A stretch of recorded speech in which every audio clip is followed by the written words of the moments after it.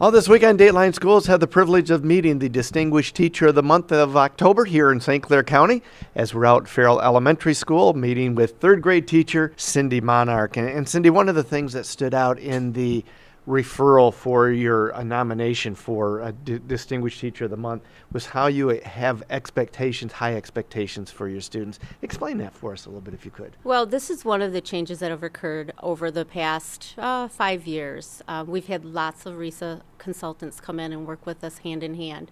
And we've kind of changed our philosophy on teaching. We used to kind of tell the students what they learned, and now the students tell us what they learn.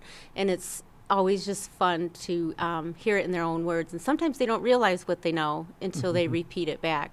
So our expectations are we tell them what we're going to teach them, but at the end of the lesson they tell us what they learned, and there's a lot more ownership on their end. Probably one of the best ways to learn is to be teaching others as well. So just having them share that with their classmates has to reinforce what they're learning. Absolutely. And as a teacher, sometimes it's hard to step back and let them be the teachers, but once you do and see what's happening, it is so rewarding. How do you build that up too when we know that so many parents don't really express their expectations for their kids, and yet you're there meeting that every single day? I think parents is a huge component, and I think sometimes parents are a little bit intimidated by coming into the school, and so right from the get-go, we invite them in. We tell them, you know what, come on in, see what your child's learning, and we try to show them what we're doing here at school and how it's very simple. They just have to have those conversations at home.